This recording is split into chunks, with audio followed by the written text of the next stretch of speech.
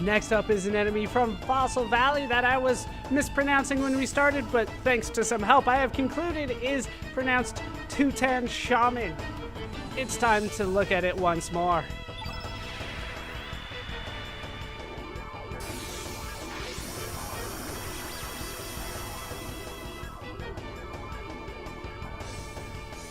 The Tutan Shaman is innate red and has some good elements to show for it. Starting at level 1, we get access to a volcano, -5, but still a volcano. That's always nice to see. At level 2, we have access to a 99 -4, which is a damn good spot for the 99, and access to another volcano. At level 3 is when it starts falling apart, though. We have a magma bomb +1 and a fire pillar. Not my favorite. At level 4, we get another magma bomb and another fire pillar, along with a weaken, of all things. At level 5, we have another magma bomb, 2 strengthens, and a magma burst. So we're starting to get a little better with the magma burst and the strengthens, but magma bombs, a little weird that they're this high up.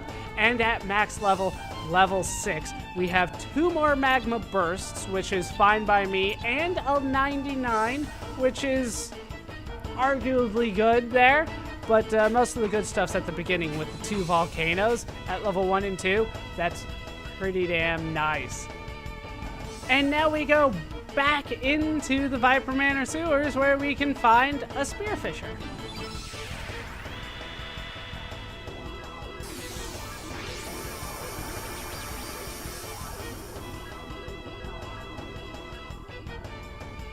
The spearfisher is actually a pretty good innate blue. There are better, but spearfisher is pretty damn good.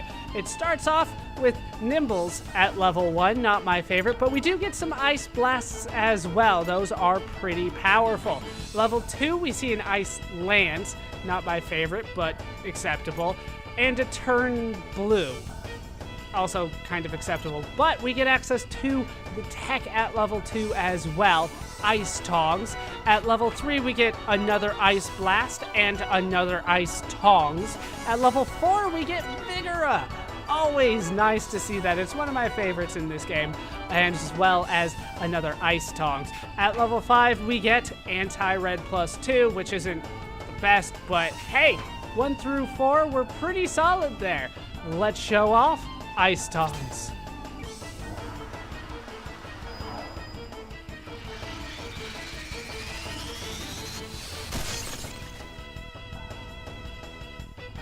Moving over to Earth Dragon Isle, where we can find a rock roach, which we have blown up before.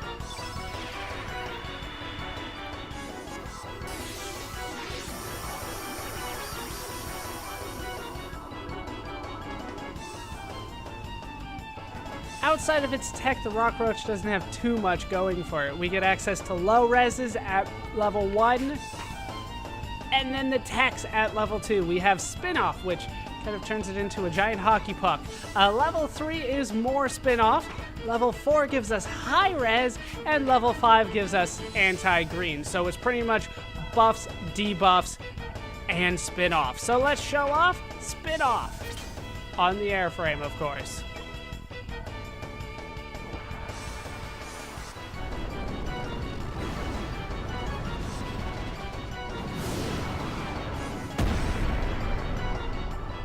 Staying in Earth Dragon Isle for a little bit, we can find the Yellow Belly, which sometimes hangs out with the rock roach.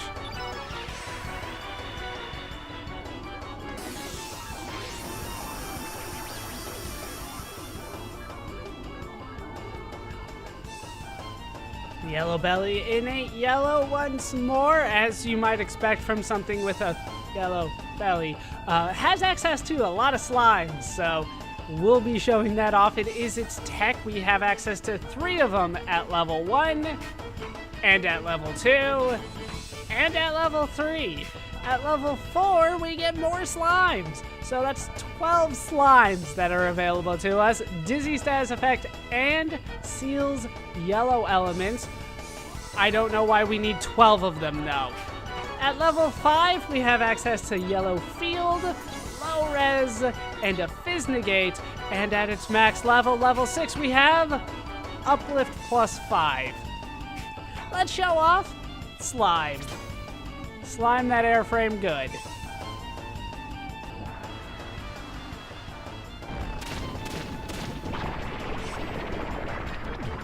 Our last doppelgang on Earth Dragon Isle is the Fossicker, and I'm going to say that from this point forward, every last doppelgang is going to be good. You can make an argument for the Rock Roach and the Yellow Belly. They're kind of iffy for me, but from the Fossicker forward, I'm going to say that pretty much every last one of them is at least good. Let's show off the Fossicker.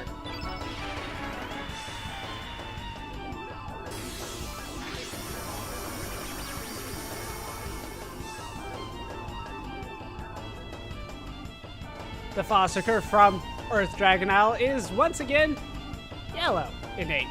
We have kind of an ascending element grid. It kind of curves back on itself towards the end there. But at level 1, we have 2 turn yellows. Not sure why you would do that, but it's available to you. We also have an upheaval at level 2, an uplift at level 3, anti-green at level 4, but level 5's where it starts getting good. We have a low res, but we also have an earthquake.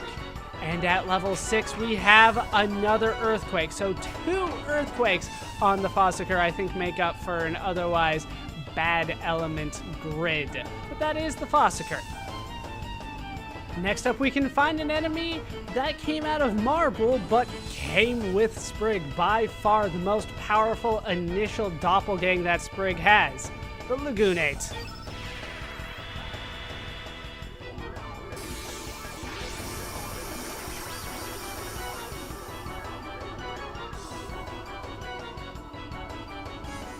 Lagoonate is pretty damn powerful. Innate blue and has access to a lot of techs.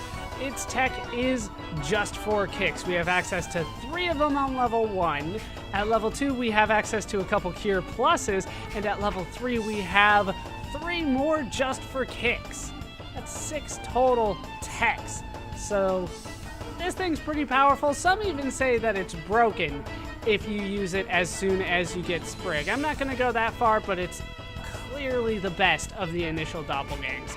And at level 4, we have Aqua Balls, but we're going to show off the just for kicks.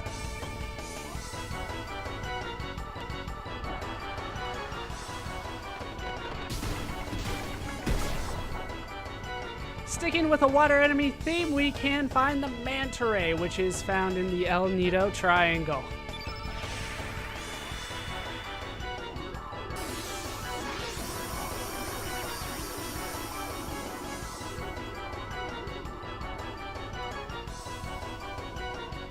It actually floats so high in the no longer existent water that they had to change the camera angle, and we didn't actually get a chance to see it warp in at all, did we?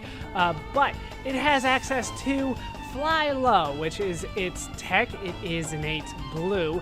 It has access to Turn Blue and Aqua Ball -2 at level 1. At level 2, we get a Numble -2 and another Fly Low. At level 3, we get a Nimble and another Fly Low. At level 4, Fly Low. At level 5, Anti-Red +2. They seem to really like those anti-element colors, but for the time being, we're going to show off Fly Low.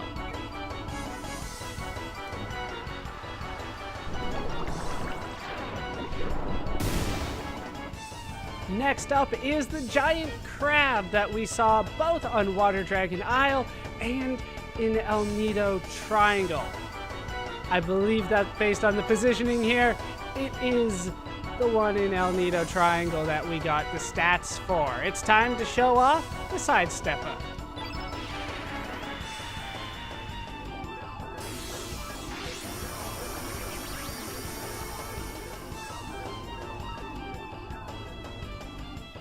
The Sidestepper is so big it doesn't even fully fit on the screen. It is innate blue and it has access to a few techs, so we'll have to show all of them off. At level 1, we get Ice Lance. At level 2, we get Ice Blast. At level 3, we get access to the first tech of the Sidestepper, the Multi-Stab. At level 4, we get the second tech, Jump Start. At level 5, we get the third tech, Devour, which also inflicts the flu, so don't get eaten by a crab. And we get a Cure Plus plus 2 at that level as well. At level 7, we get another Cure Plus and a Deluge. So we do actually get the high level attack at the high level element slot, but for the time being, we will show off the Multi-Stab.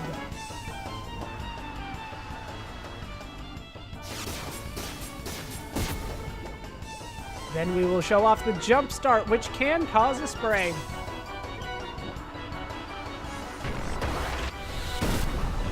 And finally, we will Devour the Airframe.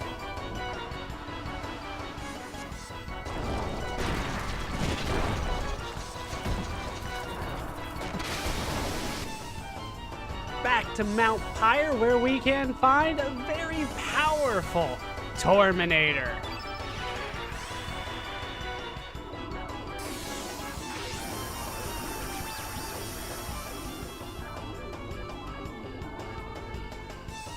The Terminator, being a giant innate red bull, is good for one good thing, and that is charge, which can inflict burns. We have access to 2 charges at level 1. At level 2, we get a third charge as well as a strengthen. At level 3, we get access to our 4th and 5th charges. There's a lot of charging going on. And at level 4, we get access to an inferno, just in case charging wasn't good enough. But charging usually is good enough. So let's charge the airframe.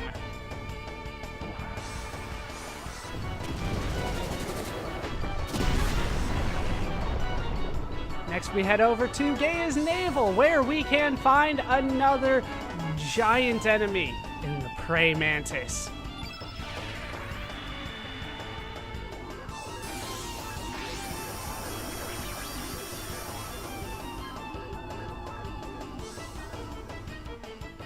This doppelgang out of Starship Troopers is innate green and has a couple good elements as a result. We have access to turn green, which isn't that great, a heal spell at level 1, which is always nice to see, arrow saucer -1 at level 1.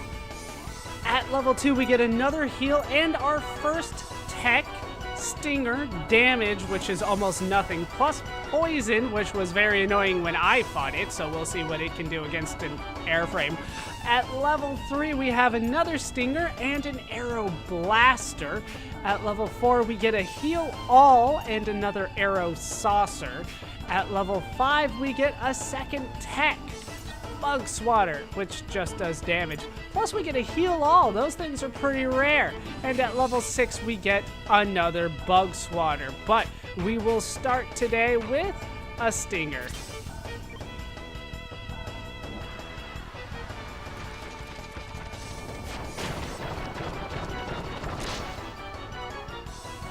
Then we will show off the Bug Swatter.